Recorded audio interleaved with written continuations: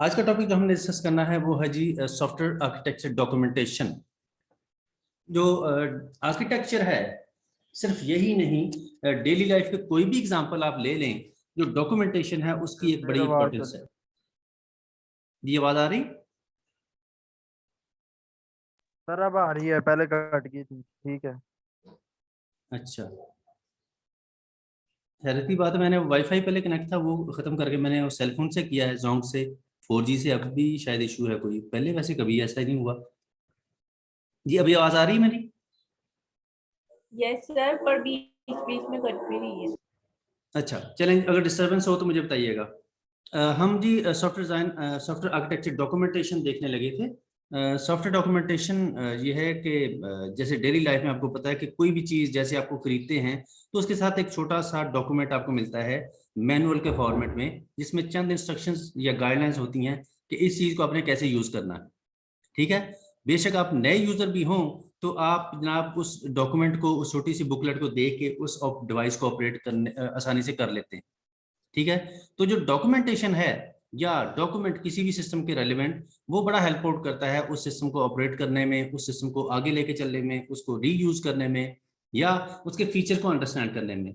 जब आप एक आर्किटेक्चर बनाएंगे या एक डॉक्यूमेंटेशन या एक डिजाइन बनाएंगे तो अगर उसका साथ में कोई ना कोई उसकी डिटेल भी लिखी आपने है किसी डॉक्यूमेंटेड फॉर्मेट में, तो ये बड़ा हेल्प आउट करती है ना सिर्फ आपको बल्कि आपके बाद अगर कोई नया बंदा आपकी सीट पे आ जाए उसके लिए और आपकी टीम या बाकी जो स्टेक होल्डर्स हैं उन सबके लिए। लेकिन अनफॉर्चुनेटली मसला ये है कि ये जो डॉक्यूमेंटेशन है आर्किटेक्चर के हवाले से, ये कोई पैटर्न, इसके लिए कोई सूटेबल कोई पैटर्न अवेलेबल नहीं है अभी तक। ये कि ये जो आर्किटेक्चर की डॉक्यूमेंटेशन है इसके लिए बाकायदा कोई स्टैंडर्ड अभी तक नहीं है शायद मार्केट के अंदर या इंडस्ट्री के अंदर। जैसे आपको पता है कि एसआरएस आप बनाते हैं तो एसआरएस के अंदर काफ़ी सारी चीज़ें मौजूद होती हैं, सॉफ्टवेयर रिक्वायरमेंट स्पेसिफिकेशन, तो उसके लिए एक स्टैंडर्ड टेम्पलेट्स मौजूद हैं बहुत सारे जिनके थ्रू हम काम कर सकते हैं, एक एसआरएस बना सकते हैं। लेकिन आर्किटेक्चर जो डिज़ाइन है, डिज़ाइन के अंदर आप डिज़ाइन जो फॉर एग्जाम्पल डायग्राम्स हैं वो तो आप बना लेते हैं, उनके लिए स्टैंडर्ड्स अवेलेबल हैं, उनके लिए बेशुमार हेल्प मौजूद है। लेकिन उनकी मदद से एक पूरा डॉक्यूमेंट बनाना जो कि आर्किटेक्चर डॉक्यूमेंटेशन कहलाए, उसके लिए अभी तक कोई प्रॉपर जो है वो रूल या कोई फॉर्मेट अभी तक प्रॉपर नहीं आ सका। इस डॉक्यूमेंटेशन का फायदा ये है कि जब आप डॉक्यूमेंटेशन करते हैं तो इस जो भी आपके सिस्टम की फंक्शनल और नॉन फंक्शनल रिक्वायरमेंट्स हैं उनको आपस में कोरिलेट करना जो है वो बड़ा आसान हो जाएगा, या उनको आपस में कंपेयर करना या उनको टैली करना या उनको कंफर्म करना बड़ा आसान हो जाएगा कि जनाब ये रिक्वायरमेंट्स थी जिनको हमने एक्चुअली इम्प्लीमेंट किया है। तो आज हमने इसकी डिटेल देखनी है कि जनाब ये जो आर्किटेक्चर की डॉक्यूमेंटेशन है ये क्या होती है, इसका पर्पस क्या है। सबसे पहले तो इस डॉक्यूमेंटेशन की जरूरत क्यों पेश आती है, हम क्यों डॉक्यूमेंटेशन बनाएं। मैं कह रहा हूं कि जनाब मैं एक प्रोजेक्ट मैनेजर हूं, ठीक है, और मेरे अंडर एक टीम काम कर रही है, या मैं आईटी कंपनी का ओनर हूं और एक प्रोजेक्ट मैनेजर को मैंने एक टास्क असाइन किया, तो मैं चाह रहा हूं कि जनाब इसकी डॉक्यूमेंटेशन भी साथ साथ बने। तो जो प्रोजेक्ट मैनेजर है वो मुझसे पूछ सकता है कि जनाब हम तो सॉफ्टवेयर बनाने के लिए यहाँ बैठे हैं, डॉक्यूमेंटेशन क्यों बनवा रहे हैं आप, उसका क्या फायदा है। तो उसके 3 फायदे हैं जी, या उसके 3 ऑब्जेक्टिव्स हैं। सबसे पहले नॉलेज शेयरिंग। नॉलेज शेयरिंग क्या है जी? It is suitable for knowledge transfer between people working in different functional areas of the project as well as for knowledge transfer to new participants. जैसे अभी मैंने कहा कि जनाब आप एक प्रोजेक्ट मैनेजर हैं और आपके प्रोजेक्ट पे काम कर रहे हैं, सॉफ्टवेयर बना रहे हैं, डेवलप कर रहे हैं, तो जनाब कुछ अर्से के बाद आप वो सीट को छोड़ के चले जाएंगे, तो आपकी जगह पे जो नया बंदा आएगा उसको नई आइडिया हो सकेगा कि जनाब आप क्या कर रहे थे, आपका सॉफ्टवेयर क्या था, आपने क्या आर्किटेक्चर बनाया, क्या डिजाइन बनाया, उस डिजाइन की डिटेल क्या है, वो सारी कहानी जो है वो आप तो अपने साथ ही ले जाएंगे क्योंकि आपने वो सारा काम किया हुआ है। लेकिन अगर आप कोई डॉक्यूमेंट छोड़ के जाएं, ऐसी डॉक्यूमेंटेशन जिसके अंदर वो सारी डिटेल मौजूद है, तो नया आने वाला जो बंदा है, न्यू पार्टिसिपेंट है, वो बड़े आराम से आपके सिस्टम के अंदर एंटर हो जाएगा या आपकी टीम का हिस्सा बन जाएगा। डेवलपर भी नए आ सकते हैं, प्रोजेक्ट मैनेजर भी नया आ सकता है, या कोई भी स्टेक होल्डर जो आपके प्रोजेक्ट के रेलिवेंट है वो नया बंदा को होगा, तो उसके लिए बड़ी आसानी हो जाएगी क्योंकि डॉक्यूमेंट मौजूद है, उसमें तमाम डिटेल जो है वो दर्ज होगी कि जनाब सिस्टम क्या कर रहा है, ये सिस्टम बनाना क्या है। इसके अलावा इसका एक फायदा है जी कम्युनिकेशन इस डॉक्यूमेंटेशन का। Documentation is the starting point for interaction between different stakeholders. In particular, it helps to share the ideas of the architect to the developers. ये मैं नंबर ऑफ टाइम्स डिस्कस कर चुका हूँ। जो इनिशियल जो documents हैं जैसे एसआर हो गया या डिजाइन डॉक्यूमेंट है, ये डॉक्यूमेंटेशन सिर्फ उस टीम के लिए ही नहीं बनते, बल्कि जो आने वाली टीम्स हैं जिन्होंने आगे काम करना है, जैसे डेवलपर्स हैं, तो डेवलपर्स के लिए बड़ा ही हेल्पफुल साबित होता है ये डॉक्यूमेंट। क्योंकि जस्ट आपने डायग्राम्स ही नहीं देनी, बल्कि उसकी सारी डिटेल भी साथ देनी। जो डॉक्यूमेंटेशन है, जो डिजाइन डॉक्यूमेंट है, वो बेसिकली सिर्फ डॉक्यूमेंट जो डिजाइन जो है डायग्राम्स उन पे ही मुश्तमिल नहीं होता, बल्कि और भी काफी डिटेल है। ये आने वाली स्लाइड जो आगे हमारी स्लाइड्स आ रही हैं उसके अंदर हम देखेंगे कि एक जो आर्किटेक्चर डॉक्यूमेंटेशन है वो किन किन चीजों पर मुश्तमिल होती है। तीसरा इस डॉक्यूमेंटेशन का फायदा है जी एनालिसिस, कि जब आपने एक डॉक्यूमेंट तैयार किया हुआ हो, ये ऐसे ही है कि जैसे आपके पास एक रिजल्ट कार्ड हो, ठीक है, तो रिजल्ट कार्ड मिसाल के तौर पे आपके पास मैट्रिक का रिजल्ट कार्ड भी मौजूद है और बीएस का भी मौजूद है।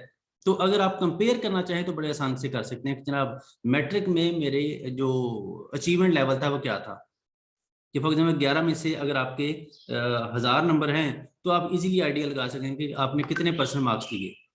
लेकिन इसी तरीके से अगर आप फॉर एग्जांपल जो बीएस का आपका रिजल्ट कार्ड है उसको आप देखें तो बीएस के रिजल्ट कार्ड में भी आप आइडिया लगा सकते हैं कि जनाब मेरी परसेंटेज कितनी है।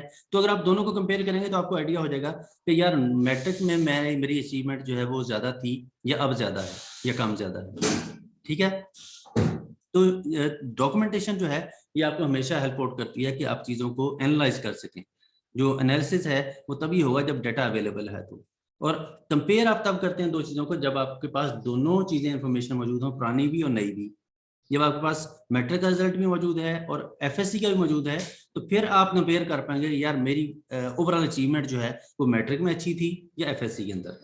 तो इसी तरीके से अगर आपने डॉक्यूमेंटेशन बनाई हुई है तो जो भी उसके एरर्स होंगे, जो भी उसके प्रॉब्लम्स होंगी, वो आपको इजीली पता चल जाएंगे। जनाब पिछले डॉक्यूमेंटेशन के अंदर हमने ये प्रॉब्लम्स की थी या ये मसाइल थे उसके अंदर, ठीक है, या ये डेफिशिएंसी थी, तो आप उनकी बना पे नई जो डॉक्यूमेंटेशन है उसको आप बेहतर बनाने की कोशिश करेंगे कि यार पिछले प्रोजेक्ट के अंदर ये मसाइल थे, अब जो डॉक्यूमेंटेशन हमने करनी है उसके अंदर ये इश्यूज नहीं होने चाहिए।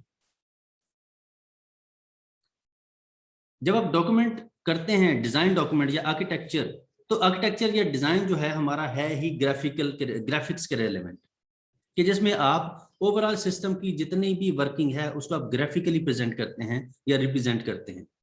ठीक है, और उसमें बहुत सारी डायग्राम्स की टाइप्स हैं, ठीक है, जिसको हम आने वाले लेक्चर्स के अंदर पढ़ेंगे कि वो डायग्राम्स क्या क्या हैं, उनको हम बना के भी देखेंगे। बल्कि आपने जो डेवलपमेंट का स्टार्ट प्रोसेस है वो आपने लैब के अंदर स्टार्ट कर दिया होगा। लैब के अंदर कोई डायग्राम्स बनाई हैं आप लोगों ने?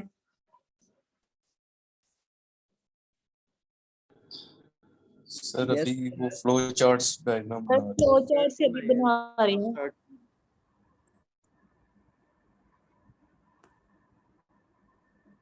Flow chart diagram? ये सर जी सर। अच्छा, यूज केस पे काम किया?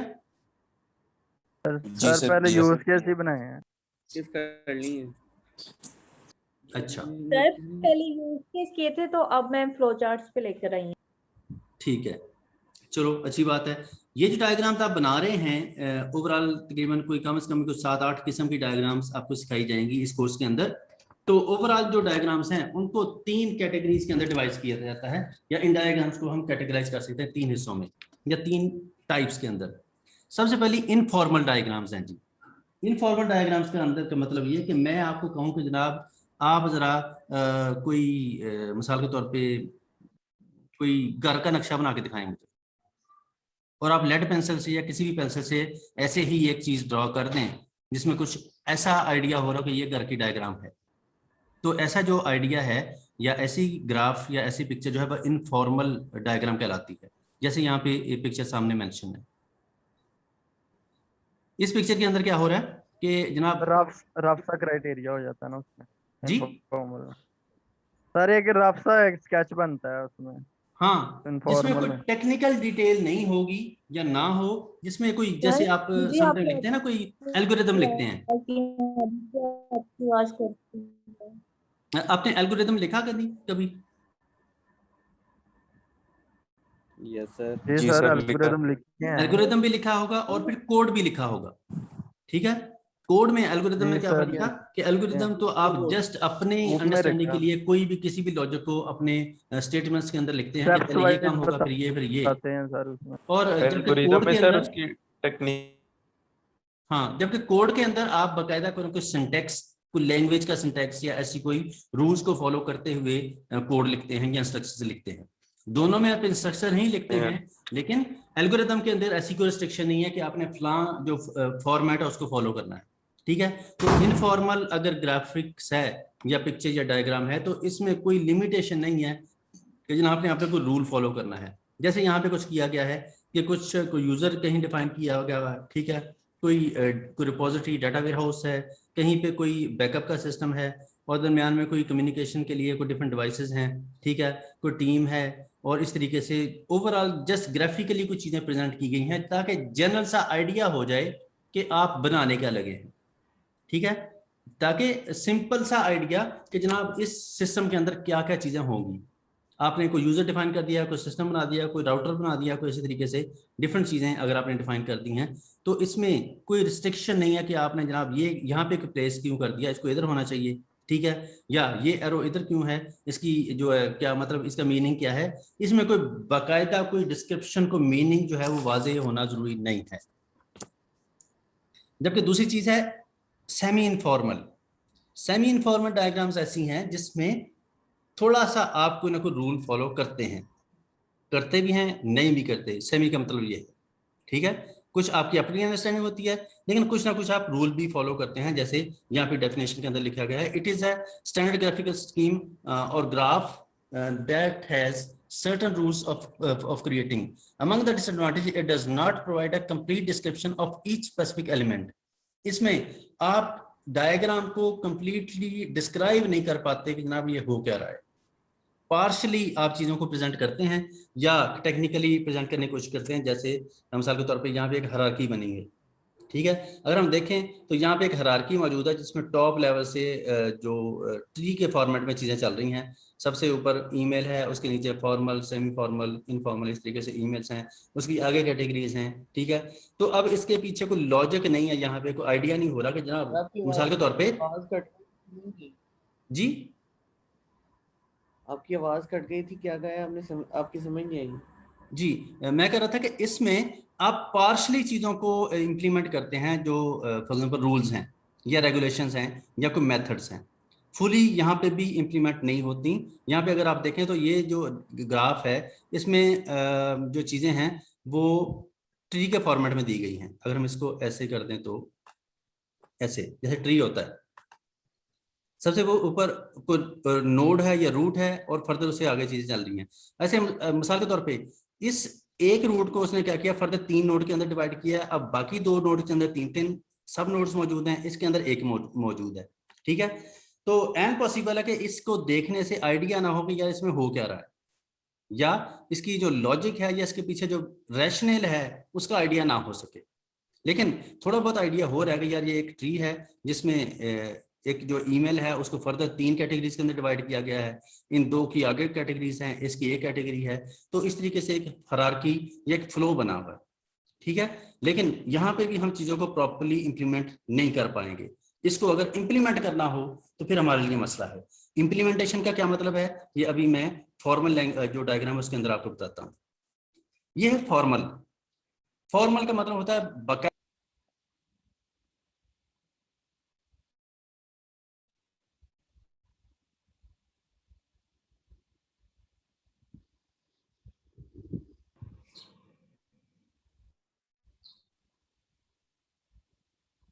जी, एक सेकंड में थोड़ा नेट का शायद मुझे इशू हो रहा है। जी, आवाज आ रही मेरी? जी सर, आ रही है। जी सर, वो सर नहीं आ रही। आते आते एकदम जी, एक सेकंड। रास्ते में रह जाती है सर। सर जब आप जोश पकड़ते हैं तब आवाज नहीं आती। अभी आ रही है? यस अभी अभी सर। तो आ आ रही रही है है सर। ठीक है। जिस तरह आपने फ्लो में पढ़ाना आते स्टार्ट हैं, करना तो आदत चल रही है। फ्लो टूट जाता है।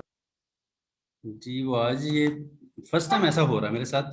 वरना पहले कभी ऐसी डिस्कनेक्टिविटी आपको पता है कि नहीं, पहले नहीं होती कभी। Yes sir.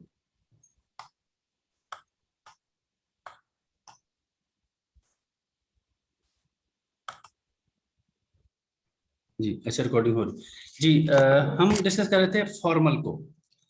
इनफॉर्मल के अंदर जहां पे कोई रूल्स रेगुलेशंस नहीं है, सिंपली आप अपनी अंडरस्टैंडिंग के मुताबिक कोई भी चीज ड्रॉ कर दें, किसी भी लॉजिक को ग्राफ की शक्ल दे दें, पिक्चर की शक्ल दे दें, तो वो इनफॉर्मल है। सेमी इनफॉर्मल के अंदर आप कदरे कोई ना कोई रूल्स फॉलो करते हैं, ठीक है, जैसे आप एल्गोरिदम के अंदर करते हैं। एल्गोरिदम में आपको पता है कि जैसे आपको पता है कि आप एक सीक्वेंस फॉलो करते हैं। एल्गोरिदम का ये मसला है या उसके अंदर खास बात यह है कि उसमें चीजें जिस सीक्वेंस से आपने लिखी हैं उस सीक्वेंस में एग्जीक्यूट होनी होती हैं।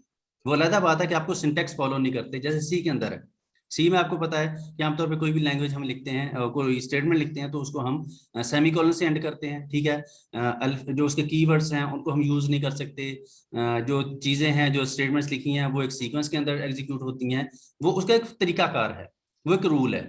अगर आप उस रूल को वायलेट करेंगे तो आपका जो प्रोग्राम है वो आपको एग्जीक्यूट नहीं करने देगा, सिस्टम को आपकी इंस्ट्रक्शंस, और एरर जनरेट कर देगा, ठीक है। अब इसमें फॉर्मल में क्या है, it is in some form a language और Islamic architecture allows making code generation directly from the creator schemes.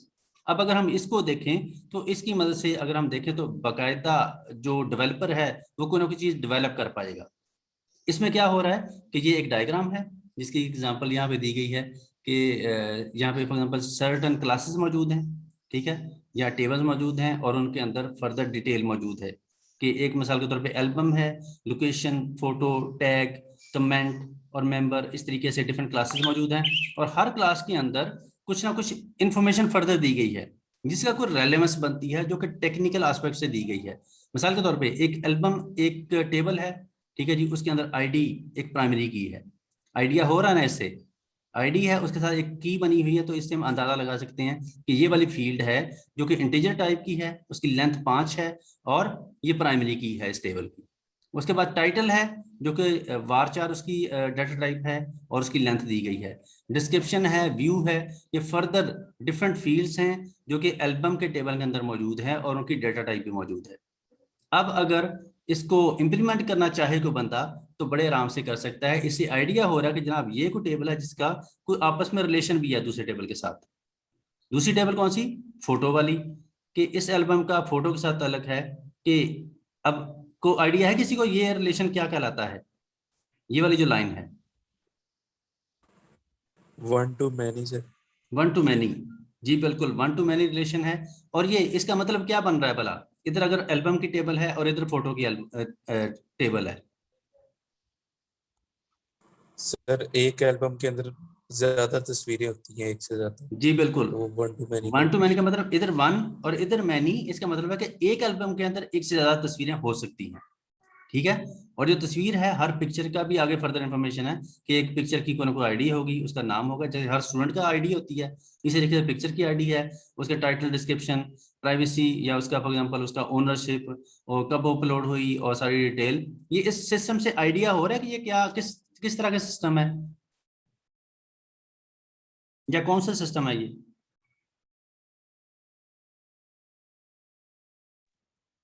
Sir ये कोई ऑनलाइन फोटोशॉप का लग रहा है। जिसके अंदर कोई ना कोई पिक्चर्स, पिक्टोरियल डाटा जो है वो सेव हो रहा है, ठीक है। इसके अलावा कमेंट्स हैं कि हर पिक्चर जो है मिसाल के तौर पे जैसे डिफरेंट वॉलपेपर्स की वेबसाइट होती है, वॉलपेपर की वेबसाइट होगी तो उसके ऊपर डिफरेंट पिक्चर्स या वॉलपेपर्स अपलोड होंगे, ठीक है जी। और हर जो फोटो है उसका किसी न किसी एल्बम के साथ ताल्लुक होगा। आमतौर पे वेबसाइट्स की जैसे तो फिजिकली एल्बम होता है आपको पता, हार्ड फॉर्मेट में जिसके अंदर हम तस्वीरें लगाई होती हैं हमने, लेकिन जो ऑनलाइन सिस्टम है उसके अंदर बाकायदा एल्बम का मतलब यह है कि कोई भी फोटो जो है वो किस कैटेगरीज के साथ रिलेट करती है। मिसाल के तौर पे उसका ताल्लुक नेचर से है, स्पोर्ट्स से है, या गेम्स से है, या फिल्म इंडस्ट्री के साथ है। हर पिक्चर का कोई ना कोई ताल्लुक होगा किसी एल्बम के साथ। जैसे हम भी अपने सेलफोन के अंदर एल्बम बनाते हैं और उसका कोई नाम रखते हैं, कि मिसाल के तौर पे ये मेरी फैमिली फोटो हैं, ये फ्रेंड्स की फोटोज हैं, ये यूनिवर्सिटी की फोटोज हैं, ये स्टडी की हैं। तो इस तरीके से एल्बम का कोई ना कोई नाम होगा, तो हर फोटो किसी न किसी एल्बम के साथ उसका ताल्लुक होगा, ठीक है। और समटाइम ऐसा होता है जैसे कोई ऐसी वेबसाइट है जो वॉलपेपर्स जो है वो प्रोवाइड करती है, तो आमतौर पर कोई ना कोई बंदा जो है उस पर कमेंट भी दे सकता है कि यार ये पिक्चर जो है बहुत अच्छी है, और इसी कमेंट्स की बिना पे ही या इसी रेटिंग की बिना पे पिक्चर जो है वो सबसे अच्छी पिक्चर या सबसे बुरी पिक्चर कंसिडर होती है, ठीक है। या कोई जैसे वीडियो होती है, वीडियो की रेटिंग होती है, या एप्स की रेटिंग होती है, तो फोटो की रेटिंग भी हो सकती है कमेंट्स की सूरत में, ठीक है जी। इसके अलावा कोई मेंबर्स हो सकते हैं कि जनाब इस पिक्चर्स के या इस पिक्चर को देखने के लिए किन किन लोगों के पास एक्सेस है, इन पिक्चर्स को कौन कौन बंदा देख सकता है, इसका मेंबर कौन सा है, ठीक है। ये डिफरेंट इन्फॉर्मेशन है जो कि ऑनलाइन एक जैसे फोटो शूट का या इस तरह का कोई जो फोरम है, ये उसकी डायग्राम है। अब इसमें अगर देखें तो बड़े ही एक टेक्निकल तरीके से तमाम चीजों को प्रेजेंट किया गया है, जिसको हम फॉर्मल तरीका कहते हैं। फॉर्मल वे ऐसा होता है जिसमें कोई ना कोई रूल्स एंड रेगुलेशंस और इस तरह की चीज को फॉलो किया गया हो, ठीक है। अब यहाँ पे अगर आप देखें तो अगर आईडी है तो आईडी के साथ की बनी हुई है, और ये फॉर्मल तरीका है किसी भी फील्ड को प्राइमरी की बनाने का, ऐसे ही है जी। और साथ में डिफरेंट फील्ड्स हैं और उसका आईडी है, सॉरी उसकी डाटा टाइप है, उसकी लेंथ मौजूद है, उसका रिलेशन मौजूद है। तो ये एक फॉर्मल तरीका है किसी भी पिक्चर को या डायग्राम को बनाने का, ठीक है जी। तो 3 तरीके हो गए जी। इनफॉर्मल जिसमें आप कोई भी रूल फॉलो नहीं करते, सेमी फॉर्मल के अंदर आप कुछ ना कुछ चीजें जो हैं वो रिकमेंडेशन या रूल्स के मुताबिक फॉलो करते हैं, कुछ अपनी मर्जी भी करते हैं। जबकि इसमें अपनी मर्जी नहीं चलेगी, इस फॉर्मल के अंदर आप बाकायदा को रूल्स या मेथड जो है उसको फॉलो करते हुए पिक्चर बनाएंगे। इसी तरीके से मैनी टू मैनी भी रिलेशन है, वन टू मैनी है, और डिफरेंट तरह के जो रिलेशन है वो मौजूद है। अब जो हमारा एक्चुअल टॉपिक था कि जनाब जो डॉक्यूमेंटेशन है वो क्या होती है या वो क्या हो सकती है, उसके अंदर क्या होगा। एक जो किसी भी आर्किटेक्चर की डॉक्यूमेंटेशन है उसका एक टेबल ऑफ कंटेंट्स आपके सामने है फॉर्मेट या सैंपल के तौर पे।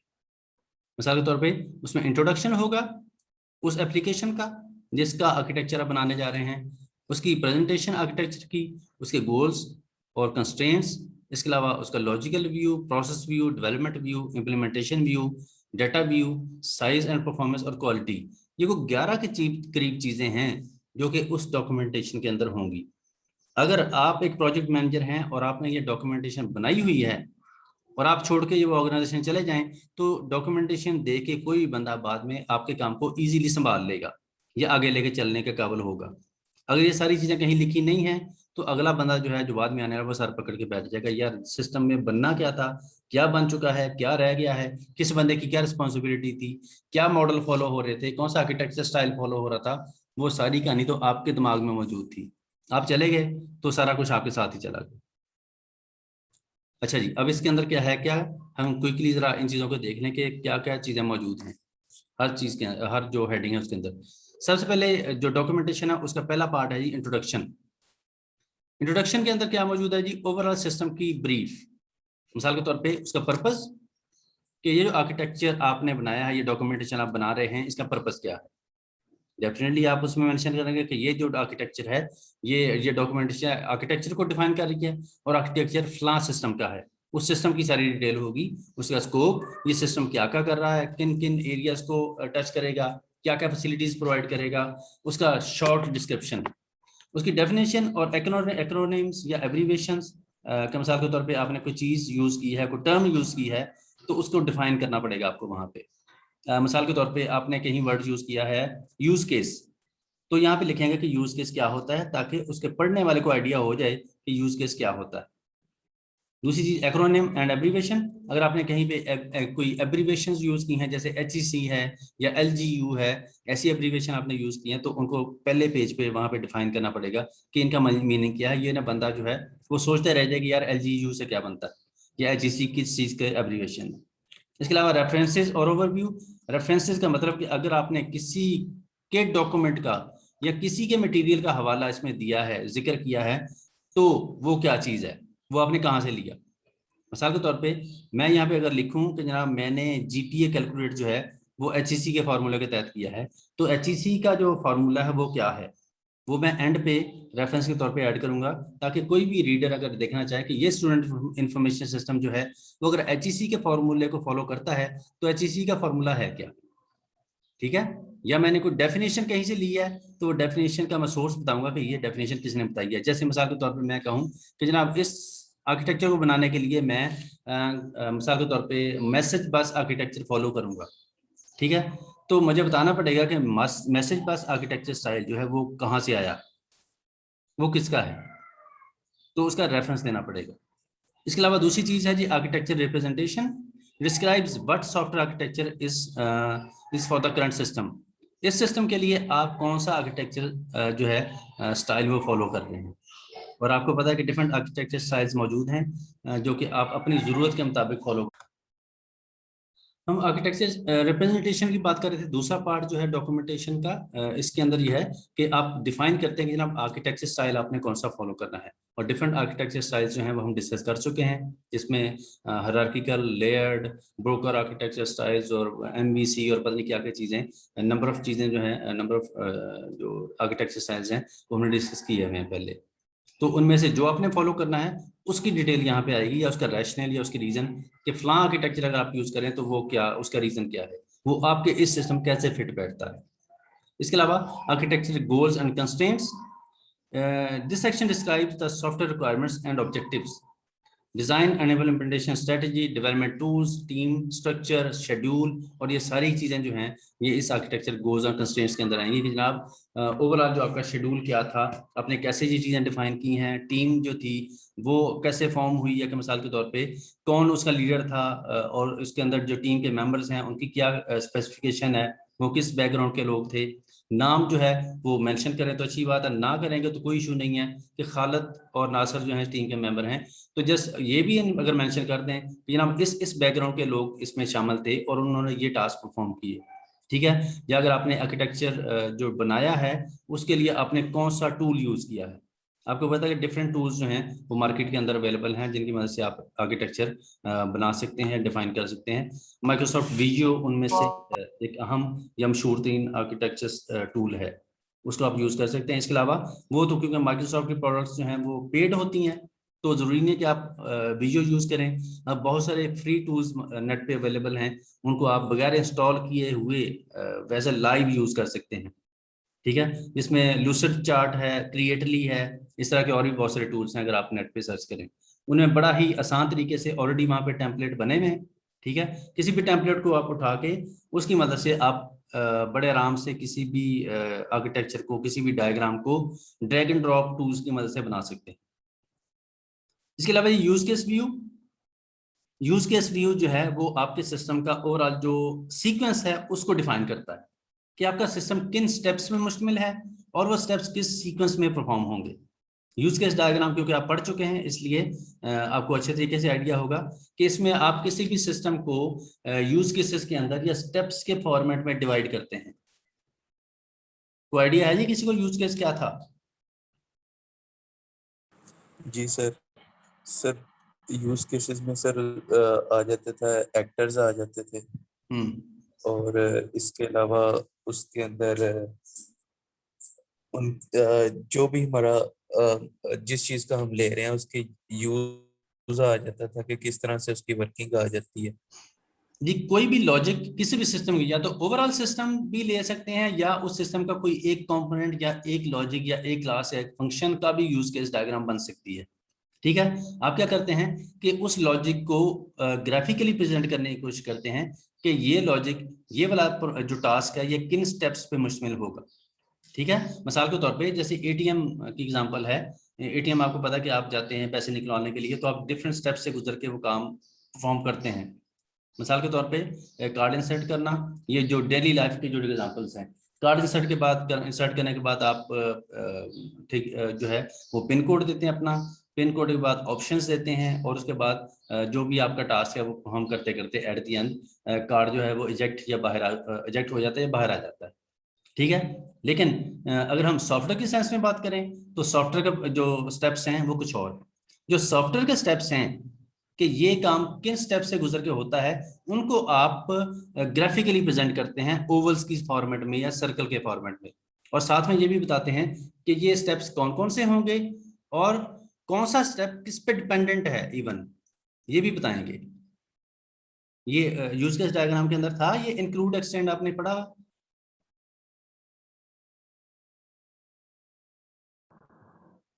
जी हसीब, इंक्लूड जी और सर। एक्सटेंड? नहीं सर, ये नहीं पढ़ा। अच्छा चलिए, खैर आप पढ़ेंगे, उम्मीद है आने वाले लेक्चर्स के अंदर। हो सकता है आपका जस्ट इनिशियल अभी आपके लेक्चर्स हों, जिसमें आप ये देखते हैं कि क्या जो डिफरेंट स्टेप्स जी हैं सर। उनमें से कोई एक स्टेप किसी दूसरे स्टेप पे डिपेंडेंट तो नहीं है, ठीक है, या कोई स्टेप ऑप्शनल तो नहीं है कि अगर ये स्टेप ना भी परफॉर्म किया जाए तब भी हमारा टास्क जो है कंप्लीट हो जाएगा, ऐसा हो सकता है। और आप यूज केस डायग्राम के अंदर देखेंगे कि वहां पे कंपल्सरी नेसेसरी स्टेप्स भी होंगे, यूज केस भी होंगे, इसके अलावा ऑप्शनल भी होंगे, ऐसे भी होंगे जो कि एक दूसरे पे डिपेंड कर रहे होंगे। तो सारी डिटेल जो है ये आपको यूज केस व्यू के अंदर दिखानी पड़ेगी, तभी ग्राफिकली आइडिया होगा कि जनाब आपका ओवरऑल सिस्टम जो है वो किन किन स्टेप से मुश्तमिल है या उसके अंदर कौन कौन से टास्क हैं। इसके अलावा एक्टर्स, जैसे आपने कहा कि एक्टर्स कि इस सिस्टम के स्टेक होल्डर कौन कौन से हैं जो इस सिस्टम के साथ इंटरेक्ट करेंगे, वो उसके एंड यूजर भी हो सकते हैं जो सिस्टम को यूज करेंगे। जैसे एटीएम है, एटीएम मशीन है, तो एटीएम मशीन तो नहीं कहते, एटीएम मशीन कह लें, सॉरी एटीएम कह लें या ऑटो टेलर मशीन कह लें। वो एटीएम के अंदर मशीन का वर्ड भी है, हम आमतौर पर उसको गलत करते हैं, डिस्क्राइब करते हैं, एटीएम मशीन कहते हैं हम, जबकि ऑटो टेलर मशीन वो पूरा वर्ड है, एटीएम कहना काफी है। तो एटीएम जो है उसको ब्रीफ अगर आपने करना है तो आप डिफरेंट स्टेप्स से गुजर के उसको करते हैं, और आपको पता है कि उसके डिफरेंट स्टेप्स भी होते हैं। हम भी जब पढ़ेंगे आने वाले लेक्चर्स के अंदर, हमने भी इंशाल्लाह इसको डिजाइन करना है, देखना है, मैं भी आपको पढ़ाऊंगा, तो हम जरा डिटेल में इसको देखेंगे कि ये चीजें क्या हैं। इसके अलावा एक्टर के कौन कौन से एक्टर्स इसमें इन्वॉल्व होंगे और वो क्या क्या टास्क परफॉर्म कर सकते हैं। इसके अलावा डॉक्यूमेंटेशन के अंदर जो चीज होगी वो है जी लॉजिकल व्यू। लॉजिकल व्यू क्या बताता है कि इस सिस्टम के, जिस सिस्टम का आपने आर्किटेक्चर बना रहे हैं, इसके सब सिस्टम या सब पार्ट क्या होंगे, जिनको आप कंपोनेंट्स भी कह सकते हैं, कि ओवरऑल ये सिस्टम किन किन कंपोनेंट्स पे मुश्तमिल होगा, उनको भी आपने ग्राफिकली रिप्रेजेंट करना है, वो लॉजिकल व्यू प्रेजेंट करना है, क्योंकि एक्चुअली तो वो पार्ट्स अवेलेबल नहीं होते ना। जैसे मिसाल मैं कहता हूँ स्टूडेंट इंफॉर्मेशन सिस्टम की एग्जांपल देता हूँ कि उसके अंदर डिफरेंट कंपोनेंट्स होते हैं, तो वो कंपोनेंट्स फिजिकली एग्जिस्ट तो नहीं कर रहे होते, वो तो हमने जस्ट ओवरऑल पूरी एप्लीकेशन को लॉजिकली डिवाइड किया होता है कि इसका एक हिस्सा ये होगा, एक हिस्सा ये होगा, वो कंपोनेंट हम उसको कह देते हैं। तो कंपोनेंट तो लॉजिकल डिवीजन होती है बेसिकली उस पूरी एप्लीकेशन की। तो वो लॉजिकल व्यू है कि जनाब इस सिस्टम के अंदर क्या क्या सब सिस्टम्स मौजूद होंगे, तो ये चीज लॉजिकल व्यू के अंदर आएगी। इसके अलावा सिक्स्थ पार्ट, छठा पार्ट इस डॉक्यूमेंटेशन का है जी process view. Systems decomposition into lightweight processes. आप उन कंपोनेंट्स को फर्दर भी डिवाइड करते हैं समटाइम। एक कंपोनेंट है मिसाल के तौर पे स्टूडेंट एडमिशन का या स्टूडेंट एग्जाम का, तो आपको क्या आइडिया है कि इस एक कंपोनेंट को आप फर्दर किन सब सिस्टम के अंदर या लाइटवेट प्रोसेसेस के अंदर डिवाइड कर सकते हैं।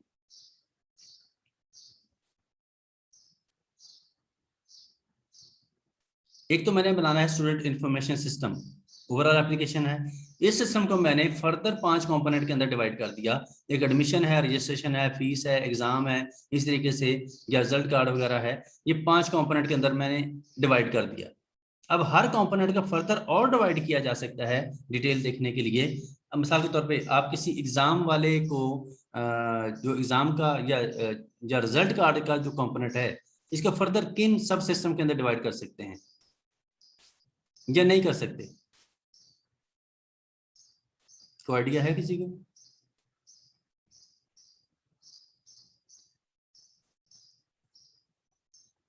इसको सर करना है डिस्ट्रीब्यूट।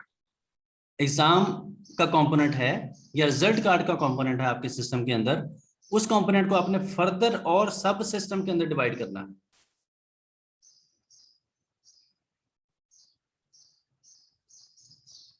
वो जो सब सिस्टम्स हैं या पार्ट्स हैं वो क्या हो सकते हैं भला, कोई आइडिया लगाओ। सर उसमें तो क्लासेस भी आ जाएंगी, फिर सब्जेक्ट वाइज आ जाएगा रिजल्ट कार्ड, फिर कंपाइलिंग अलग अलग पार्ट्स में। जी बिल्कुल, हम उस कंपोनेंट को फर्दर सब क्लासेस, फंक्शंस या मेथड्स के अंदर डिवाइड कर सकते हैं। ठीक है, जो कि छोटे छोटे टास्क परफॉर्म करेंगी और ओवरऑल जो कंपोनेंट है उसका पूरा जो टास्क है वो कंप्लीट हो जाएगा। मिसाल के तौर पे एक क्लास में बनाता हूँ, उसके अंदर जीपीए, ठीक है, जो कि जीपीए कैलकुलेट करके देगी। दूसरी बना देता हूँ परसेंटेज की, तीसरी बना देता हूँ सीजीपीए की, ठीक है, या एक बना देता हूँ ग्रेड्स की जो ग्रेड कैलकुलेट करती हो, ठीक है, या इसके इस तरीके से एक मैं बना देता हूँ कि जनाब रिजल्ट कार्ड जनरेशन की उसके अंदर, या एक मैं बना देता हूँ कि उस सारे डाटे को ग्राफिकली ग्राफ की सूरत में या पाई चार्ट की सूरत में कन्वर्ट करे उस डाटे को। तो ये डिफरेंट क्लासेस होंगी जो कि ओवरऑल उस लॉजिकल व्यू के अंदर मौजूद होंगी, ठीक है। तो लॉजिकल व्यू तो ओवरऑल कंपोनेंट का व्यू है, जबकि जो प्रोसेस व्यू है वो उसकी फर्दर डिटेल है कि उसके अंदर क्या होगा, अंदर उसकी इंप्लीमेंटेशन कैसे होगी, ठीक है। जैसे आपको पता है कि ऑपरेटिंग सिस्टम के अंदर आपने प्रोसेस पढ़ा है, तो प्रोसेस के अंदर चाइल्ड प्रोसेस होते हैं या थ्रेड्स होते हैं, ये पढ़े हैं? जी सर पढ़। हसीब क्या कहा पढ़े? सर थ्रेड्स पढ़।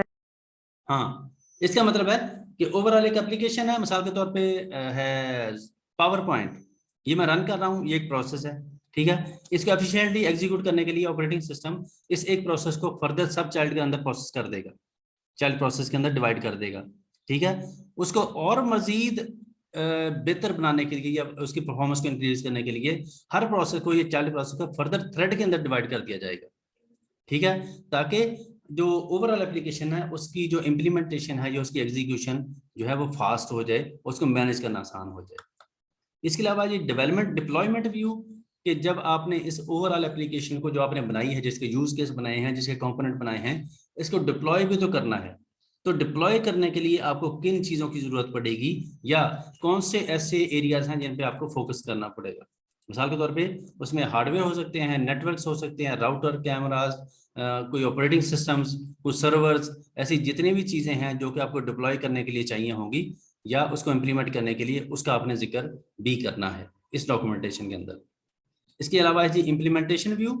इम्प्लीमेंटेशन व्यू क्या है जी? Decomposition of the software into layers and subsystems. हमने ये देखा कि डिफरेंट आर्किटेक्चर स्टाइल्स जो हैं वो डिफरेंट सॉफ्टवेयर के लिए यूज होते हैं, और हर सॉफ्टवेयर जो है उसकी नेचर अपनी है, उसकी डोमेन अपनी है, और उसके हिसाब से हम उसको लेयर्स के अंदर डिवाइड करते हैं। कहीं पे 3 लेयर्स बनेगी, कहीं पे n लेयर्स बनेगी, कहीं पे 5 हो सकती हैं, 3 हो सकती हैं, n हो सकती हैं, ये हमारी मर्जी है, ठीक है, क्योंकि हमारा जो सॉफ्टवेयर है वो सॉफ्टवेयर टू सॉफ्टवेयर उसकी नेचर वेरी करती है। डेस्कटॉप एप्लीकेशन होगी तो उसकी लेयर्स कम होंगी, ऑनलाइन एप्लीकेशन है तो उसकी लेयर्स ज्यादा हो सकती हैं। तो हमने फिर देखना कि ओवरऑल हमारा सिस्टम जो है वो किन लेयर्स में मुश्तमिल है, और ये डिटेल जो है ये हम जितना इम्प्लीमेंटेशन चैनल हमारा लिमिटेड होगा उतनी लेयर्स कम होगी, चैनल जितना वास्ट होगा उतनी ही हमारा लेयर ज्यादा होंगी। जी बिल्कुल ऐसे ही है। जैसे कोई एक जैसे लाइब्रेरी मैनेजमेंट सिस्टम की एप्लीकेशन है, वो तो आपको पता है कि आमतौर पर डेस्कटॉप एप्लीकेशन होती है जो ऑफलाइन चलती है, जैसे एक सिस्टम पे इंस्टॉल है, सारा कुछ उधर ही हो रहा है।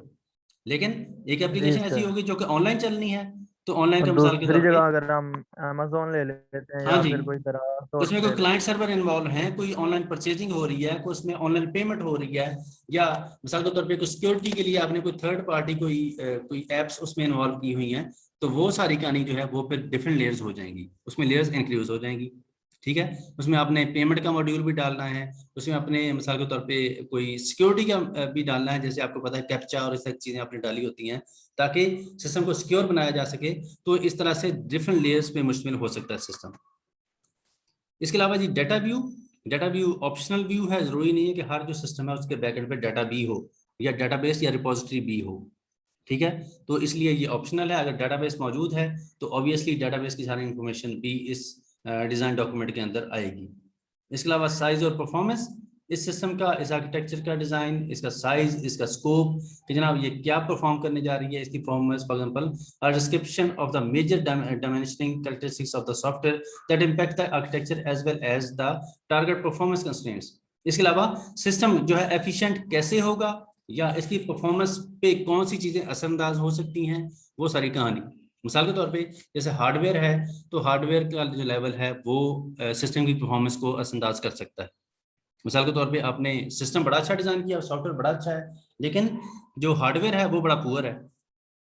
आपने जनाब अच्छा वेब सिस्टम बनाने के बाद आपने उसको जो है P2 लेवल का या इस तरह का जो सर्वर है वो उसको एग्जीक्यूट कर रहा है, ठीक है, तो उसकी परफॉर्मेंस ऑब्वियसली लो होगी। या मिसाल के तौर पे यूजर जो है at a time multiple user उसकी परफॉर्मेंस को असरअंदाज कर सकते हैं कि 5-6 यूजर होंगे तो सिस्टम बड़ा अच्छा चलेगा, 5000 हो जाएंगे तो सिस्टम बैठ जाएगा, ये स्लो हो जाएगा, ठीक है। इसके अलावा क्वालिटी लास्ट उसका एस्पेक्ट है जो आपने आर्किटेक्चर डॉक्यूमेंटेशन के अंदर डिस्कस करना है कि क्वालिटी आप कैसे मेंटेन कर रहे हैं इसकी, इस सिस्टम की क्वालिटी। आपको याद है ना कि क्वालिटी एट्रीब्यूट्स क्या थे किसी भी सिस्टम के, हम उनको क्या कहते हैं भला, क्वालिटी एट्रीब्यूट्स को। Availability आ जाती है उसमें, उसकी मेंटेनेंस आ जाती है, प्राइवेसी आ जाती है। हमने देखा था कि जो नॉन फंक्शनल एस्पेक्ट्स हैं या नॉन फंक्शनल रिक्वायरमेंट्स हैं सिस्टम की, वो उसके क्वालिटी एट्रीब्यूट्स कहलाते हैं। तो डेफिनेटली आप उस सिस्टम की परफॉर्मेंस, उसकी सिक्योरिटी, उसकी रिलायबिलिटी, उसकी पोर्टेबिलिटी, जो ये सारी कहानियां जो हैं, या उसका बैकअप लेने का सिस्टम, बैकअप अगर फॉर एग्जांपल सिस्टम करप्ट हो जाए, हैक हो जाए, तो डाटा जो है कैसे उसको रिस्टोर करना है, एप्लीकेशन को दोबारा कैसे लाइव करना है, ये सारी कहानियां जो हैं ये क्वालिटी एट्रीब्यूट्स हैं उसके, ठीक है। तो क्वालिटी को मेंटेन करने के लिए आपने क्या क्या मेजर्स, क्या क्या इक़दामात लिए हैं, उनका जिक्र भी इस डॉक्यूमेंटेशन के अंदर होगा, ठीक है जी। ये कोई 11 के करीब पॉइंट्स हैं जो कि इस ओवरऑल डॉक्यूमेंटेशन का हिस्सा होंगे। ये था ये हमारा लेक्चर जिसमें हमने जो ओवरऑल डॉक्यूमेंटेशन है किसी भी आर्किटेक्चर की, उसके बारे में डिस्कस करने की कोशिश की है कि डॉक्यूमेंटेशन किसी भी आर्किटेक्चर की क्यों जरूरी है, वो किन चीज़ों पर मुश्तमिल होती है, जिसमें हमने देखा कि 11 के करीब पॉइंट्स थे और उसमें डायग्राम्स भी थी। डायग्राम्स को हमने 3 कैटेगरीज के अंदर डिवाइड किया, इनफॉर्मल, सेमी इनफॉर्मल और फॉर्मल डायग्राम्स के अंदर, ठीक है जी। और कुछ हमने ऑब्जेक्टिव्स देखे कि डॉक्यूमेंटेशन जो है बनाई क्यों जाती है या उसके फायदे क्या हैं बेसिकली।